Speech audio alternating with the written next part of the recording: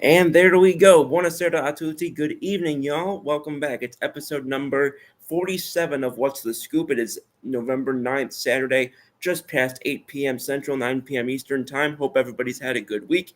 We are now through the first full week of the Major League Baseball offseason.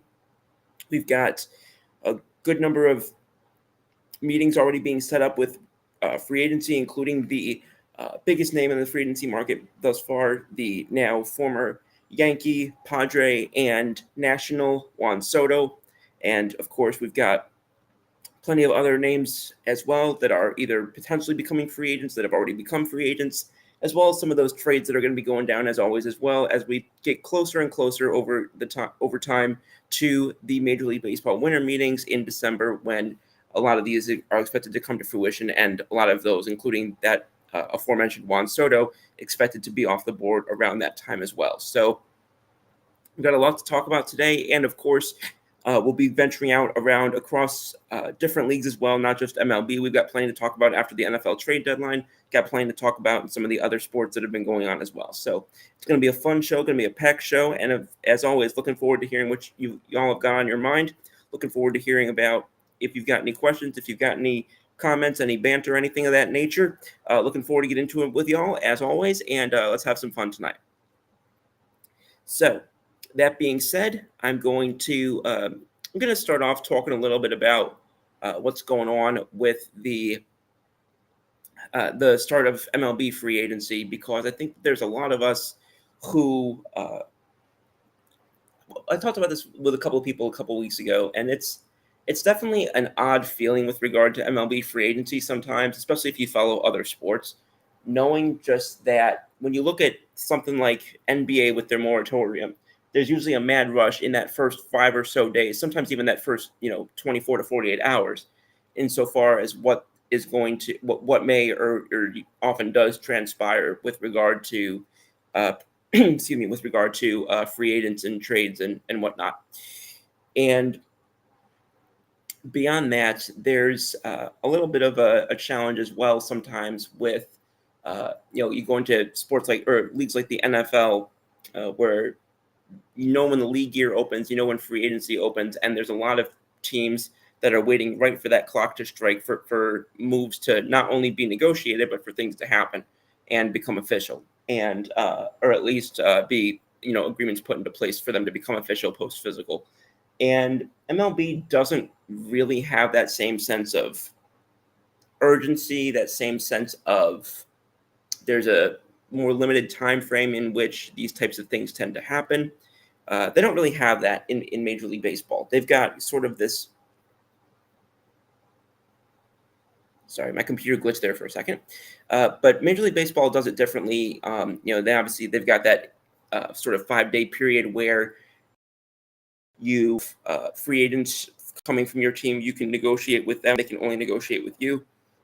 But then once free agency opens up in earnest, really anything can happen at any time, and that means that it can go on for some cases months and months. Especially a couple of years ago, when we weren't quite as far away now as we were at that point from that sort of that labor dispute and the CBA sort of back and forth that was going on between the players union and the MLB and MLB, excuse me.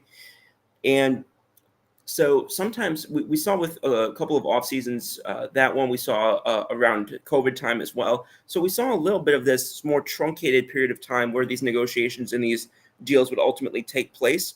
But that was more the exception than the rule. And as we've seen, before then and definitely since then, it really has come down to not a ton of activity for the vast majority of what turns out to be a 6-month off season. People talk about how long the baseball season is in terms of games, but the off season can feel pretty darn long too, because there's not really a ton of there's not really a high density, I would say, of action where you're getting a ton in a short period of time. You can get 3 or 4 big moves in the span of a couple of days, and then nothing notable happens again for 6 weeks. So I've been talking about this with a few people regarding MLB in particular, and it's definitely seems like it's something that other fans and a good number of other fans wish that they would have a way to address as well. But obviously that comes in with its own complications in terms of how to rectify that.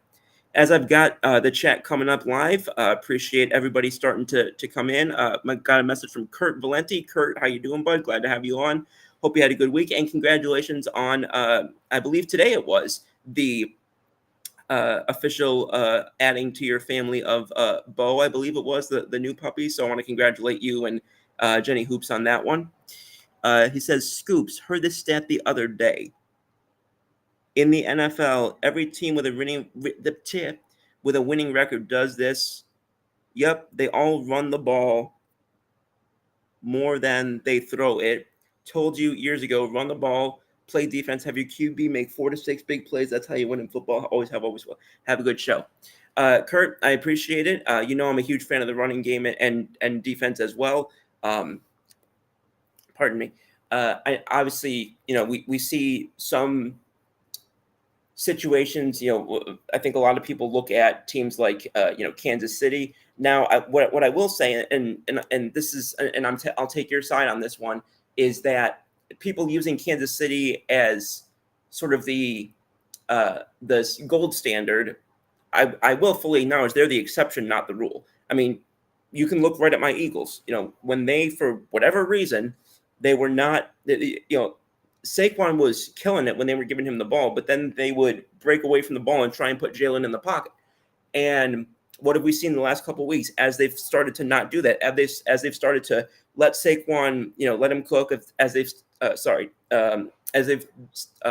started to put Jalen Hurts into more running type of, not running quarterback necessarily, but more running plays that don't require him to, again, be throwing the ball 30, 40 times, because there is, I don't know if it's a direct correlation, but there is a strong correlation between when your passing attempt numbers for your quarterback goes higher, you're likely winning fewer and fewer games. We've seen that happen with, quarterbacks. We saw it happen with Dallas quarterback Dak Prescott, who I'm going to be talking about in just a moment here. We've talked about that with guys like Big Ben when he was playing, and when they had that one season where they just absolutely refused to run the ball for God knows why. So no, I do very much agree with you on that. And I think that in the past, what I may have hit the point too hard in terms of talking about how quarterback is played differently than it used to be played, and how quarterbacks are valued differently, and how kind of those types of things. But yeah, I always have believed. I shouldn't say I always have believed. I strongly believe that you do, yes, need a strong balance of those things. If you can't get the running game, then you're limited in the pass game, and if you can't open the pass game, obviously, you're going to get stuffed up the middle every time. So yes, I very much agree with you on that, Kurt. Nicole Gizzy, how you doing? Nikki says, thoughts on the start to Seton Hall's season. Well, anytime you're losing to the Fordham Rams, it's not a great sign for your prospects to start the year. But excuse me, I'm not a huge fan. I'm obviously not a huge fan of the way that they played. Certainly not today, obviously. But again, they're 2 games in. They got a couple of games coming up at home. They got a game against Hofstra on Wednesday.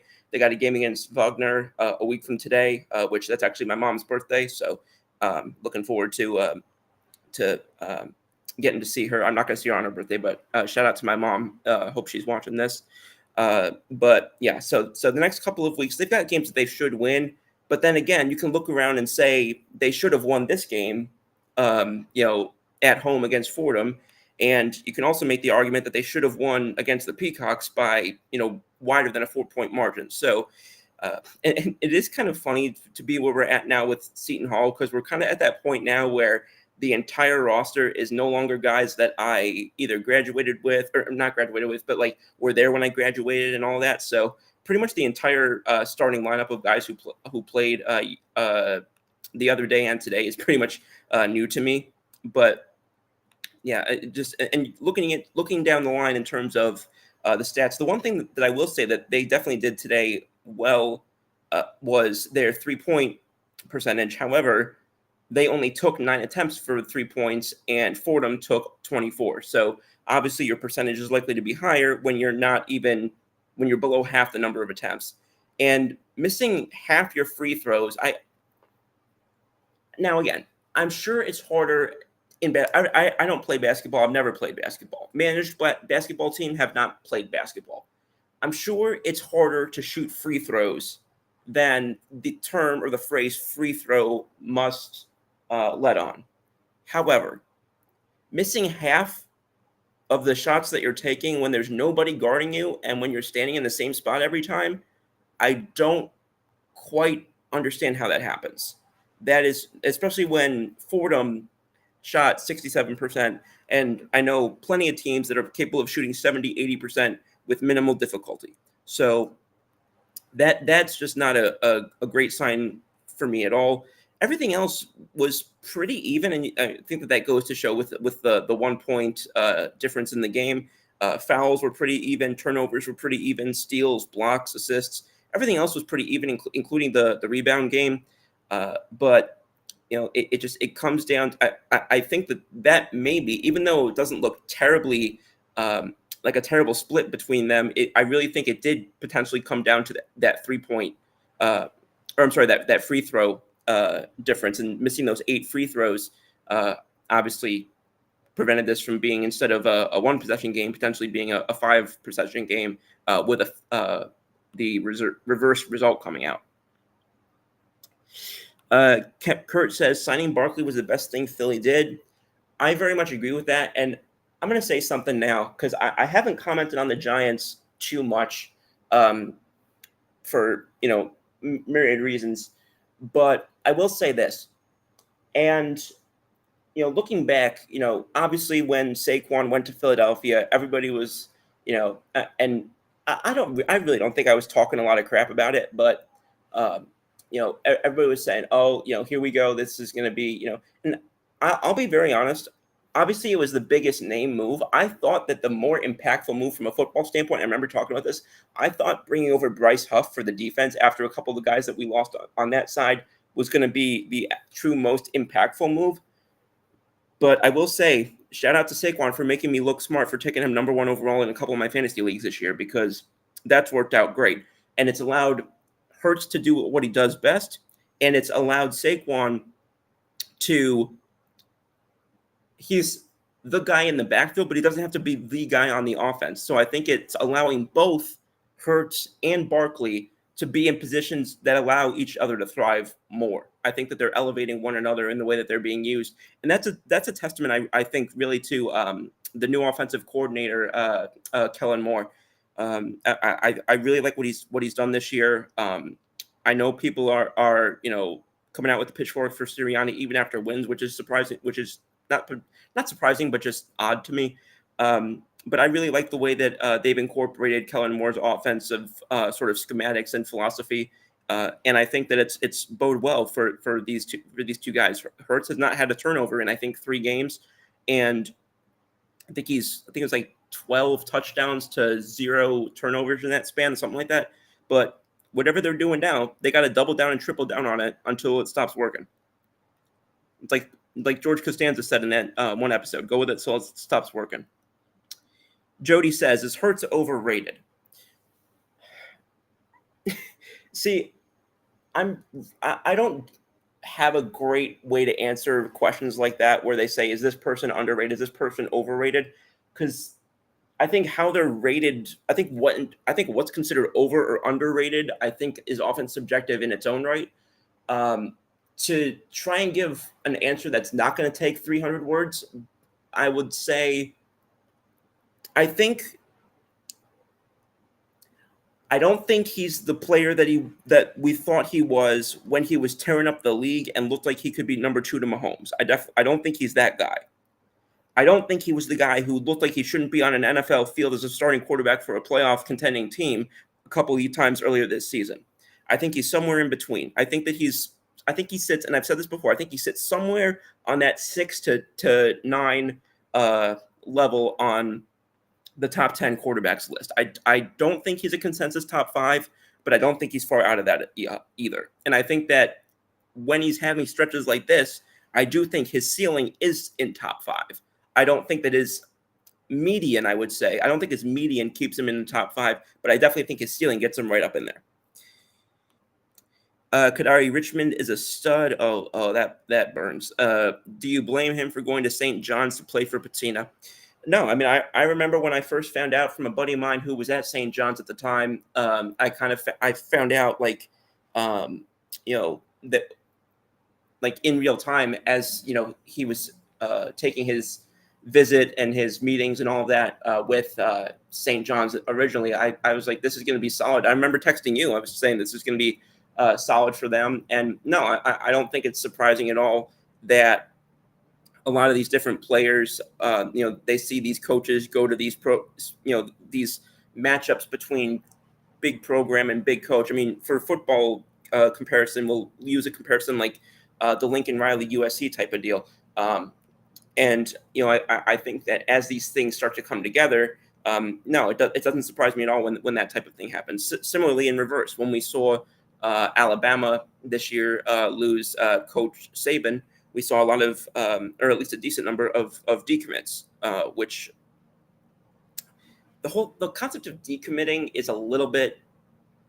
I don't really love that because in my mind, committing means you're going somewhere come hell or high water. So the fact that you can decommit kind of, to me, like defeats the whole purpose of commitment in the first place. But I don't know. That's just my personal opinion. I think that if you can prove beyond a certain level that either the circumstances on the side of the school weren't what you were promised, if you're not going to get the playing time you were promised or something like that, if you can somehow rationalize it that way, I think there's instances where it should be allowed. But the fact that these players can just decommit at any time for any reason, at least that's the way that it seems to me, that seems wild to me. My buddy Alex, how you doing, Alex? Hope you're doing well. Hope Crystal's doing well, and hope the dog's feeling better. Some Eagles thoughts: would you have accepted a trade for Bryce Huff and a third for Max Crosby and Pat Myers on the Raiders? I am a fan of Max Crosby.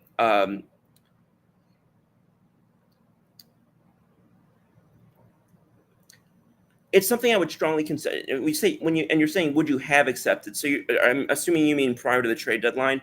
It's something I would have strongly considered, I think, especially because Howie Roseman is known to be a wizard with the draft and trades. So that third round pick doesn't really hold a lot of water to me. It's not really a deal breaker for me. I think that that's something I would have strongly considered. I don't know enough about Pat Myers, though, I will say.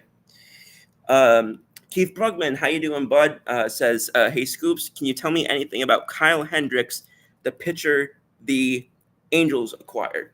Well, the first thing that I can tell you is that I was actually, if you remember the 2016 NLDS between the Cubs and the Giants, when he hit that home run at Wrigley, I actually was fortunate. I was there when that occurred. So Kyle Hendricks, from a personal standpoint, has a connection to one of my favorite moments as a sports fan. But in terms of what he can actually do, in terms of, not what your Angels can do for him, but what he can do for your Angels, to paraphrase one of our great presidents, I will say this: don't expect a lot of strikeouts from him. He's never really been that guy. Time in Chicago, he's never really a guy. He's also not going to give up a ton of home runs.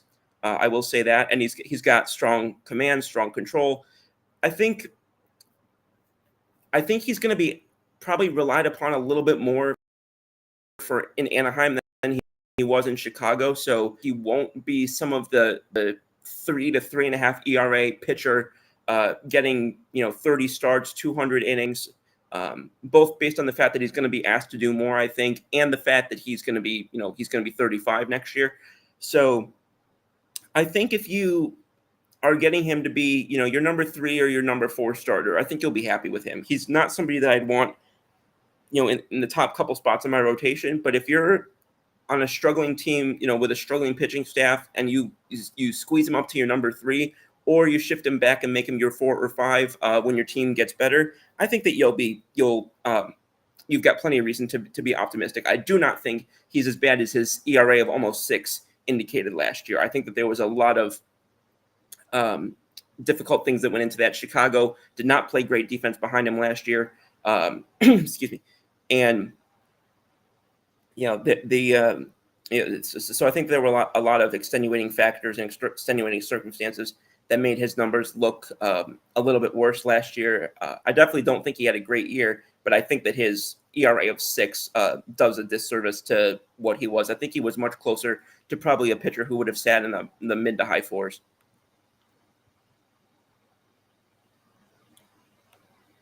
Coaches can yep. Hello. Coaches can decommit from a team at any time, but the players are stuck. Oh, I don't think the coaches should be able to either. I don't think the coach. I think that I just have a problem in general, and I see it by far and age, far and away. I think I see it most with basketball, both at the pro and the collegiate level. I just have a hard time with the fact that these contracts, these commitments between team and player from both sides, the commitment between the team and the player, I just struggle with the fact that these really don't seem like true contracts, true commitments, increasingly in especially in the basketball world. Because I mean, how many times have we seen? I'll use pro as just as an example, but how many times have we seen guys will commit to max deals, 4-year max deals, or 5-year, I guess if they're staying with their current team, but 4-year max deals, and then a season and a half in, they're basically doing the James Harden thing in the locker room and basically making it a headache on the front office until they get a trade. And because of that, it's going to tank their value. So not only are they forcing a trade, but they can pretty much declare where they want to go. Even if they don't have a no trade clause, they might as well, because they have sort of an unspoken non-trade clause insofar as they can basically just say, I don't want to play for that team, so that team's not going to give up anything worthwhile to go get him, and so his original team's not going to make that deal, in all likelihood. So that, I think, is probably a big frustration of mine, and it kind of ties into what you're talking about here, insofar as I'm just not really thrilled about the fact. Again, I'm very glad to see the player empowerment that's happened in sports recently, particularly again in basketball.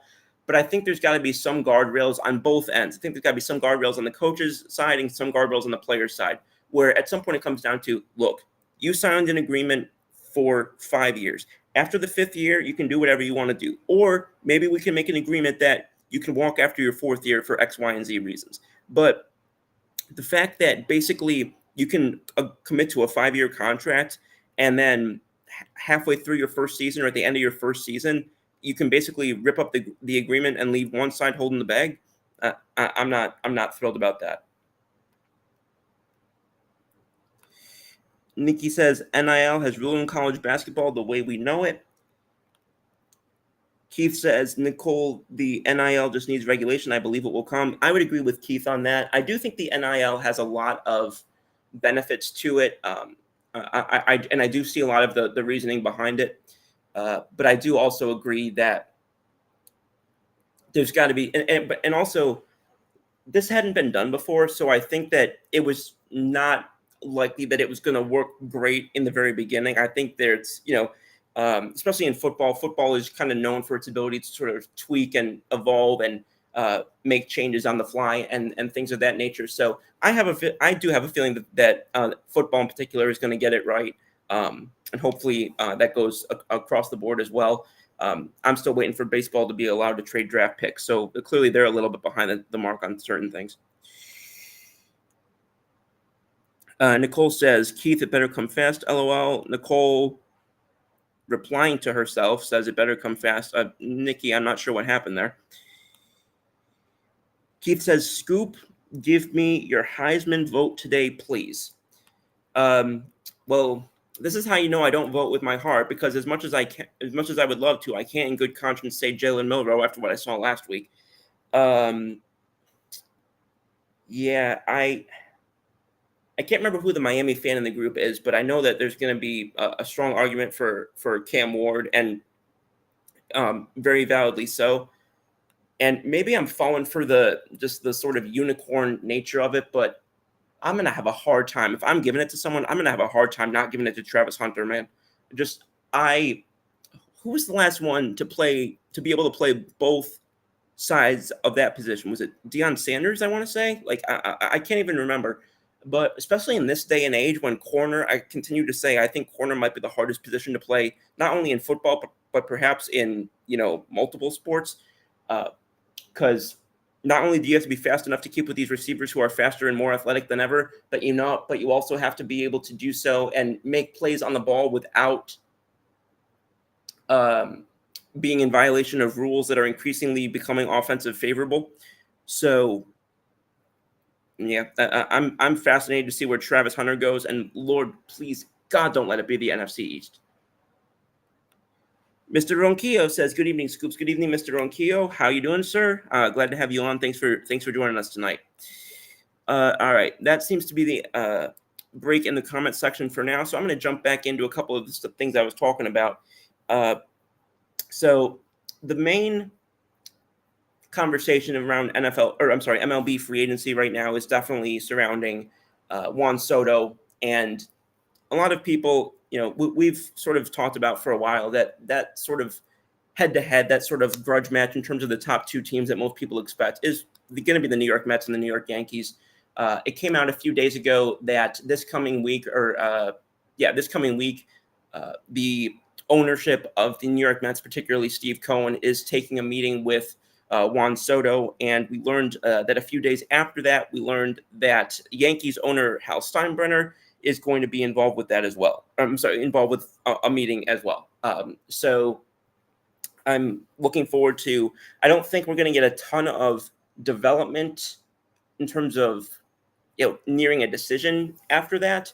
I think that's still going to be several weeks away, but I think this will be a good opportunity to sort of lay the groundwork. I definitely think that it's going to be helpful for him to. I'm glad that he's taking the Mets meeting first, because then he can go back to New York, go back to the other team in New York and say, this is what was discussed, this is how I felt, and et cetera, et cetera. Now, we all know that because Scott Boras is his agent, because he's 26, because he's perhaps the most valuable free agent to hit the market, not named Ohtani, I think it's very understandable that, like we talked about, I think I was talking with Jody about this on the last show, that number is going to go easily above 600 million. I expect it to go over 700 million.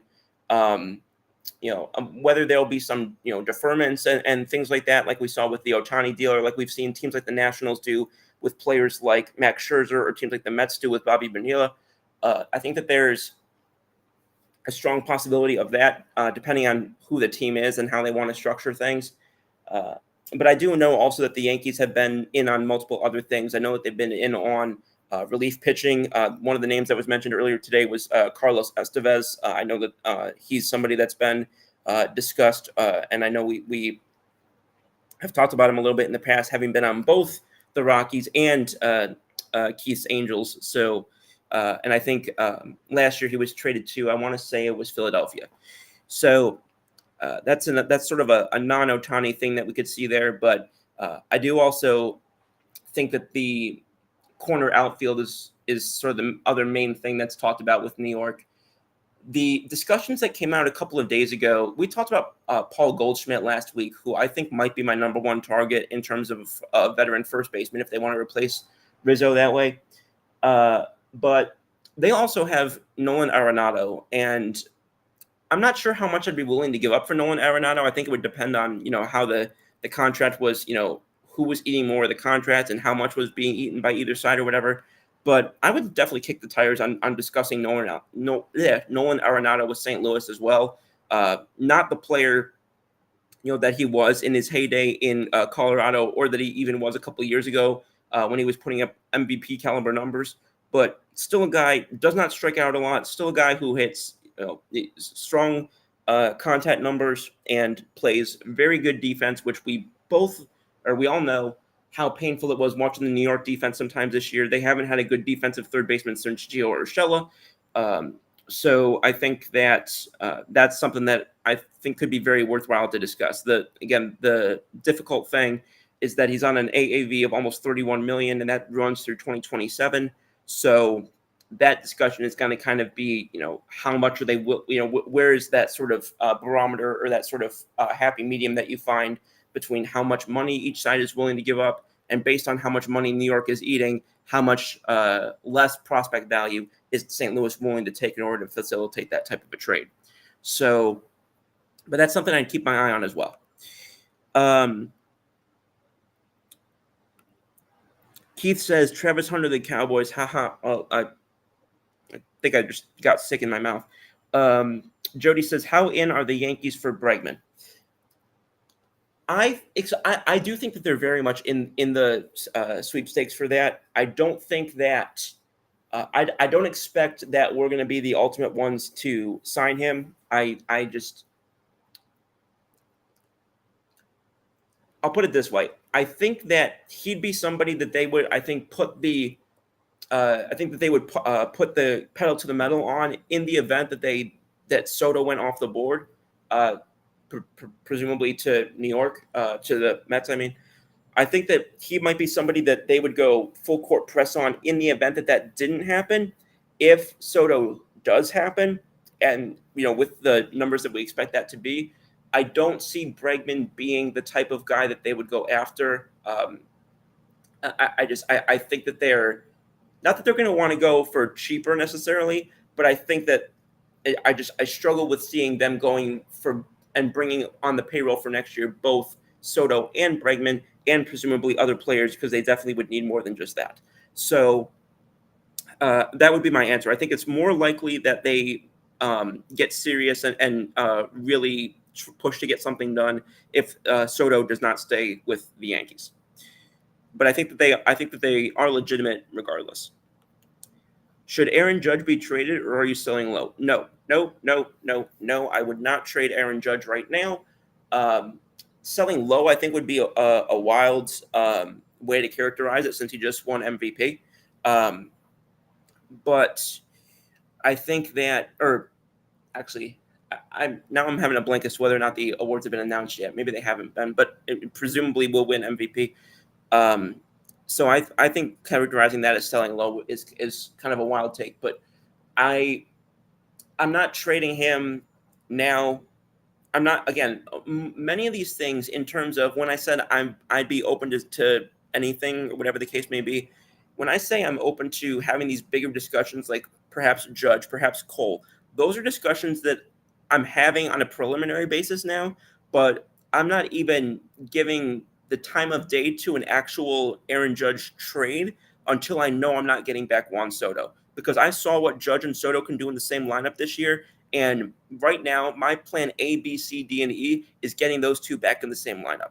And only if that is confirmed to not be happening would that be a scenario in which I would look to trade Aaron Judge. And if I'm looking to trade anybody from New York, from that sort of big core of guys, I don't think I'm getting that much for Rodon, but I think Garrett Cole becomes the guy that I'm looking for most, or looking for earliest to kick the tires on a trade before Aaron Judge. It's just you're sending such a terrible message to the fans by trading Aaron Judge, because not only are you trading a captain, which they didn't do with Mattingly, they didn't do with Munson, they didn't do with Jeter. So not only are you trading a captain, not only are you trading somebody who just came off his second MVP, not only are you trading one of the best offensive players that the Yankees have had since, the past 50, 60 years.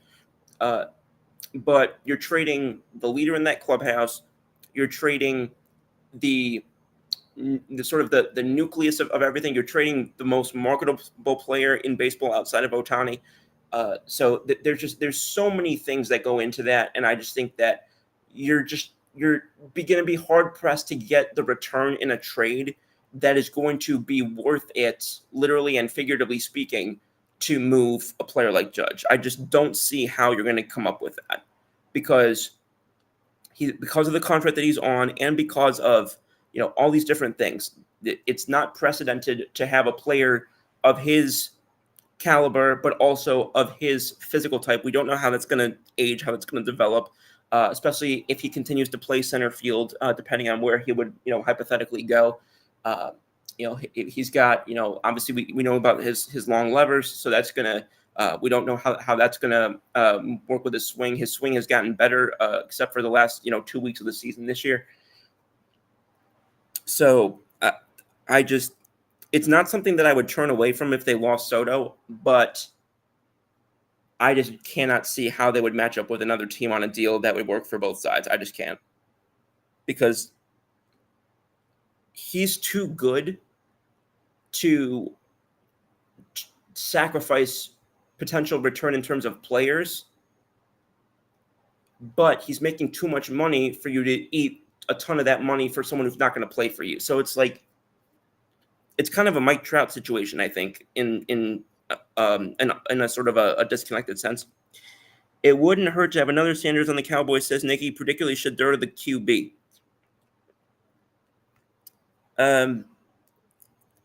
Yeah, I mean, tomorrow's going to be interesting going up against Cooper Rush, who I actually genuinely like as a quarterback. I think that if you're going to go up against a backup quarterback in the NFL, I think that he's definitely one of the better ones you'll be going up against. But I will say, and this is not to pick on Dallas by any stretch, but I don't think that from a quarterback who's making over $40 million to a backup QB the rest of the season, I don't think you're going to see enough of a drop off in talent from Dak to Rush that's going to justify the amount of money he's making. I think that you're going to see. I don't think that Cooper is as good as Dak, but I don't think he's that much worse to the point where, there's a $40 to $45 million a year difference in value between the two players. I don't see that either, and I think that's going to become exposed the next couple of weeks, and that's going to make it really interesting to see what they do with Dak after the season, because obviously, when they restructured that contract, they made it a lot easier for. They made it a lot easier for them to move off of him. I don't think next year, but the year after. The one thing that I was kind of surprised about was that they didn't go to Trey Lance, who they just added in the offseason.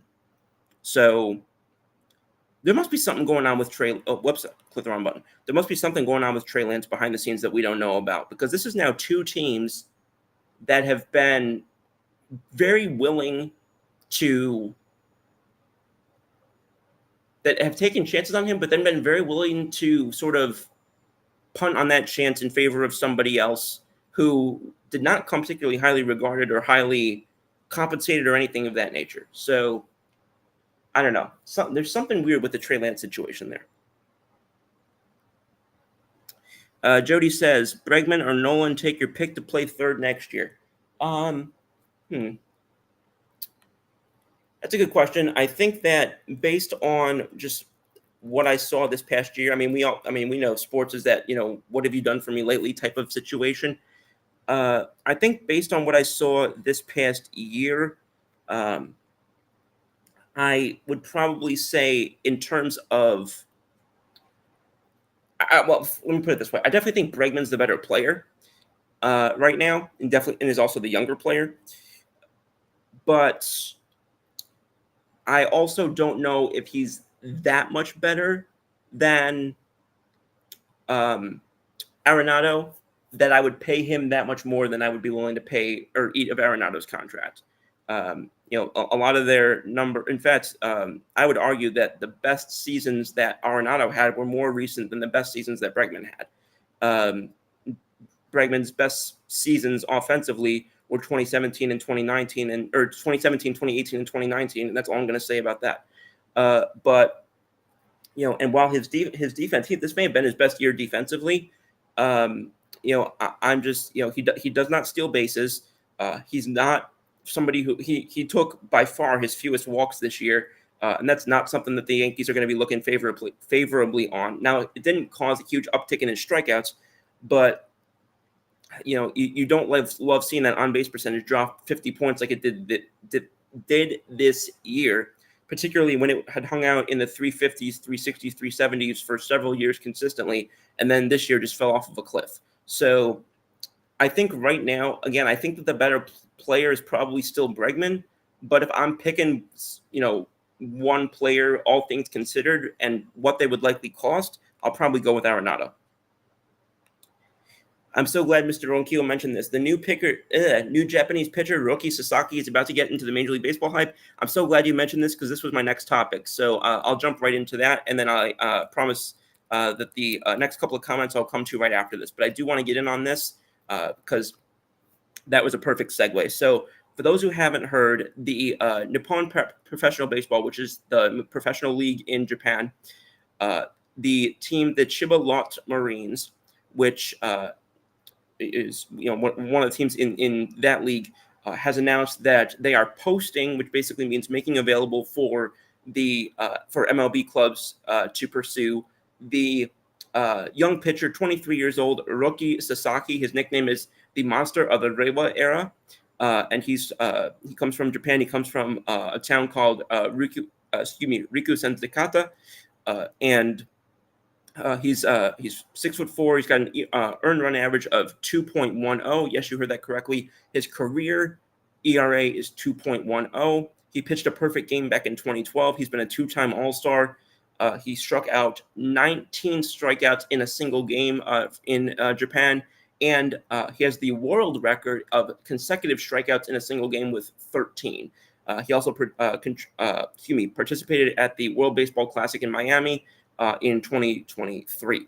So he's a right-handed pitcher. He pitches from kind of a Chris Sale-esque type of delivery, I would say, kind of more three-quarters.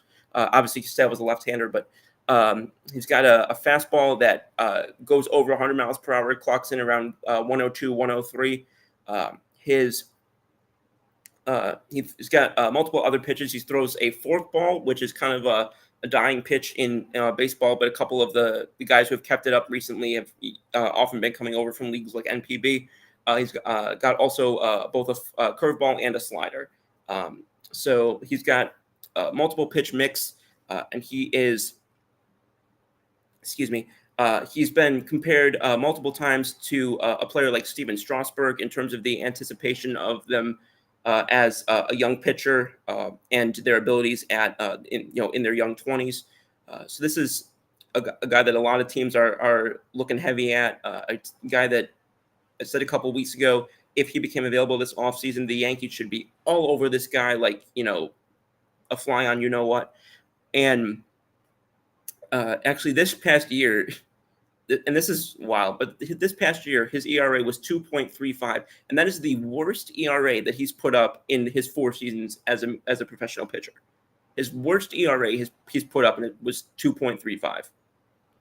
Now, granted, he's never gone super deep into a season. He's never eclipsed 130 innings in a season, but my guess is that, especially coming over, my guess is that it would be somewhere kind of similar to what Masahiro Tanaka did when he came over from Rakuten in 2013. After 2013, my guess is it would probably be them starting him somewhere, number 3, number 4 starter, and try and have him work his way up with the hope that he'll eventually be the number 1. But the Yankees kind of started him around their number 3 spot, worked him up, and eventually he overtook CC Sabathia. I imagine whoever signs Hiroki Sasaki is going to make a similar determination. And the numbers this year are just unbelievable. He's 7 hits per 9 innings, 0.2 home runs per 9 innings. Now, then again, not a lot of home run hitting in a lot of cases over in Nippon, but even for Nippon, that is a very low number. And he's got almost 5 strikeouts for every walk. So, command, control, just pretty much everything you could want in a pitcher. And the fact that he also can go over 6 innings per start on average. So if his game translates, then this is going to be right up there, I think, with the guys like the Yamamotos of the world. So I'm very excited to see where he goes. The early reports were that teams like, as we all expect, LA, among others, will be involved. There's not a really clear market because this just came down today. There's not a really clear market in terms of who exactly is going to be true suitors, because all of that, the posting situation and the bids and all of that has to. Now, the posting situation, how that differs from true free agency, for those who don't know, basically the team sets a posting fee. So whatever the team in Major League Baseball that signs him, they sign him to, they also owe, on top of whatever that contract they guarantee is, they also owe a significant fee, which is usually around $20 million, to the team from whom they are swiping him basically. And there were a lot of people who thought that Sasaki might not make the jump until next year, but that appears to not be the case. And I'm really excited to see this kid. Alex says, to switch to hockey, there is a lot of young studs in the Rangers AHL lineup like Phil McCrevis and Gabe Perreault. If the Rangers don't win this year, will they blow it up and rebuild? I'll be honest with you. I would probably have to look more into their farm system to really understand that in enough depth to really give a great answer to your question. And also just coming back to them being a New York team. I mean, we don't usually see New York teams, at least from my vantage point, we don't usually see New York teams truly rebuild in any long-term serious way. But again, like I said, that's about as much as I could say right now because I would want to dig more into that. And I will dig more into that. And next show, I'll have a better answer for you. So thank you for that question. Would you trade Judge if it meant keeping Soto? I'm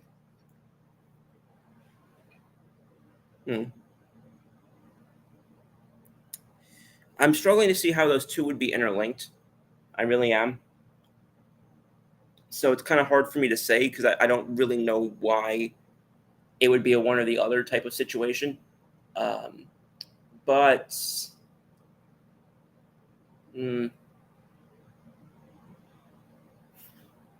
it probably would depend on what I'm getting from Judge and what I'm keeping Soto at.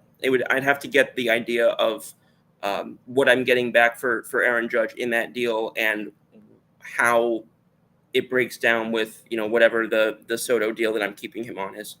I know that's not the greatest or like the most helpful answer, but without having those ideas, it's kind of hard for me to really give you a strong feeling as to which way I would go.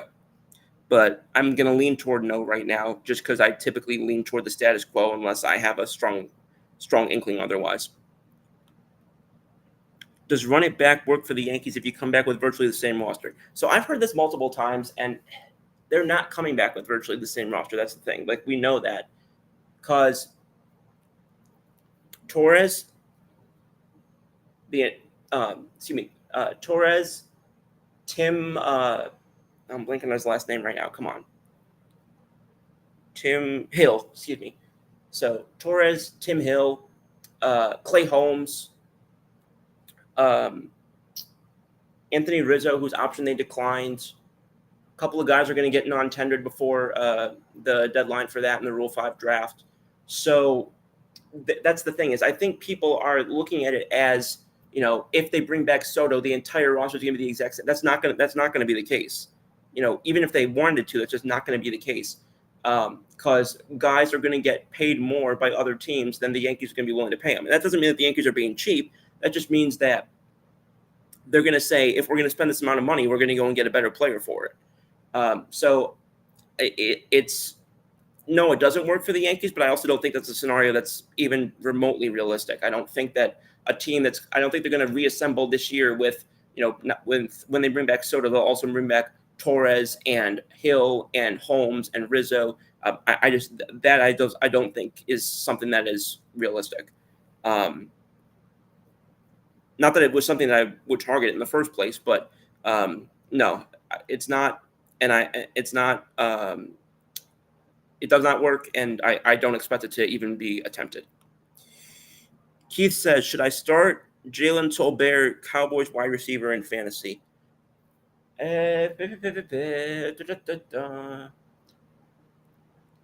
are your alternatives? Let me start with that. Hey, okay, that's a long name. Time to get Tua back on track, my friend. JK, LOL. Bro, if I was actually Coach McDaniel, Tua would never play another NFL game again. What is your confidence level on a scale of 1 to 5, 5 being the highest, of the Eagles' chances of being a legitimate Super Bowl contender this year? Okay. I'm going to say 3.5. I'm going to say 3.5 because I still like their roster about as much as any roster in the NFC, save for Detroit And, you know, again, I think any other roster you say you can make a legitimate argument that Philly is either on par or superior. Their issues the last couple of weeks were not talent; they were just boneheaded mistakes. They were, coaching trying to they were confusing coaching decisions, or they were Jalen Hurts trying to play Superman when he could just be Clark Kent. Um, and those are things that, a couple of years ago, if you all remember, they started out kind of stumbled out of the gate, and then they made a couple of changes in the middle of the season. They made a couple of course corrections early or middle of the season, and then that's how they ultimately went on their run that led to them being in the Super Bowl and being, one or two plays away from taking it against KC. So while I'm not comfortable going a 4 or above right now, put me at a solid 3.5. And if I continue to see over the next couple of weeks that they can build some momentum off of these past 3 games, then that number is going to increase. Would you trade to get Harrison Bader back? If so, who would you be willing to give up? Great question. Great sort of sequel to your question from last week when we talked about if I thought Bader would be able to, or if I thought the Yankees would have potentially won Game 5 had Bader been in center field instead. What I will say, though, is they don't have to trade for Bader. Bader is currently a free agent. So that's not a trade that they would have to make. But I definitely would sign him if the deal were right. In terms of what I'd be willing to offer him, probably would be a 1-year deal, since that's basically what he's been each of the last couple of years. He's kind of a year-to-year player. He's as a center fielder, he's just turned 30. I'd probably be comfortable offering him 1 year, around $10 million. And perhaps a vesting option for the following year if he meets certain criteria. So that's what I'd have to say about that. Excuse me. Moving off of that, I am going to stick on football, though, because I think that kind of goes into what was probably the biggest news out of the NFL the last couple of days, and that was with Nikki still here, the update today from the Dallas Cowboys is that Dak Prescott is planning to have season-ending surgery on a partially torn hamstring. There is one final specialist, according to Adam Schefter, who is going to be providing an opinion, which Prescott's going to be flying to New York early next week to meet with that individual. But a lot of Cowboys personnel already believe that this is going to be the path that they go, and that would keep him out of commission for 4 months. The determination from the specialist is expecting to come in fairly short order, with the operation scheduled already to take place Wednesday if the second opinion comes in consistency with those others. The Dallas said that they believe it's better to address the injury now than try and let it heal on its own and potentially have it worsen later on. And speaking yesterday on 105.3 The Fan in Dallas, owner and general manager and micromanager and thinks he knows everything, Jerry Jones, said that Prescott wanted to avoid surgery, but in recent years, he's also undergone surgeries on his right ankle, right thumb, and left shoulder. This guy gets hurt more than I do.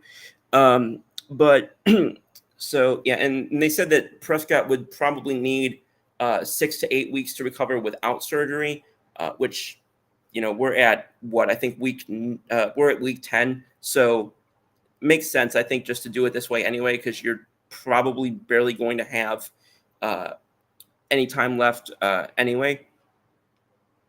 So, and McCarthy said also that the team's considering adding a quarterback to either the active roster or the practice squad. So that's probably something they'll look at, is bringing in a QB3 behind Trey Lance, who's currently serving as the backup. They did not need his roster spot for tomorrow. He'll be listed as inactive before they put him on injured reserve. If the team makes the move next week, he could, in theory, return by December 15th, but that's not going to be possible if he undergoes the surgery, or likely even if he doesn't. So, and I'm going to jump back to the contract thing real quick because we talked about this when the extension first happened, but uh, just to kind of refresh on where they're at. So they know now that they're not going to have him for the rest of this season, and so they're going to go into next year. And next year is really where the major hit occurs. They take a cap hit of 90 million next year for him. The quote unquote out in the contract is considered after 2027, uh, which they would see 34 million in dead cap. He has a full no trade clause. Um, but there's the way that these are structured, and it's kind of interesting because with the way that signing bonuses and restructure and all of that are done. His I'm trying to pull up here real quick as far as the trades are concerned because NFL does very bizarre kind of calculations with this. But in terms of trading, so if they were to trade him post June 1st, says that they would have saved only 2.8 million and dead money would be 42 million. And then going on beyond this season, that again, like I said, the extension comes in next year, and he's got 30% of their cap next year, 24% the following year, and 20% in 2027. So there's I don't understand why they thought that making this amount of money, even though it's got all this stuff, because financially it could have been potentially easier to trade him after this season, but then they threw that no trade clause on. So the only opportunity that they'll have is if they want to cut him next year, and it's going to still probably cost them tens of millions of dollars to do so. So good luck with that. Your thoughts on Philadelphia Eagles running back Saquon Barkley's special play? Uh, just it's so and honestly, it was so fitting that they did that right. That happened right on the heels of them honoring Eagles Hall of Famer, but longtime Eagles legend, LaShawn McCoy, my favorite player growing up. The fact that he did that right on the heels of that was just awesome, because I do believe is the best running back I've seen play for them since LaShawn McCoy, and I don't think it's crazy to say that if he plays for enough years and continues up the production, I don't think it's crazy to say that he could end up in a similar conversation one day. It's going to take a lot to get there, but again, Saquon's literally doing things in his first year as an Eagle that no other running back has done. So I don't have any nothing surprises me with him from a week to next. I really like Gabe Horn. He's been my favorite NHL prospect thus far. What is your opinion on him?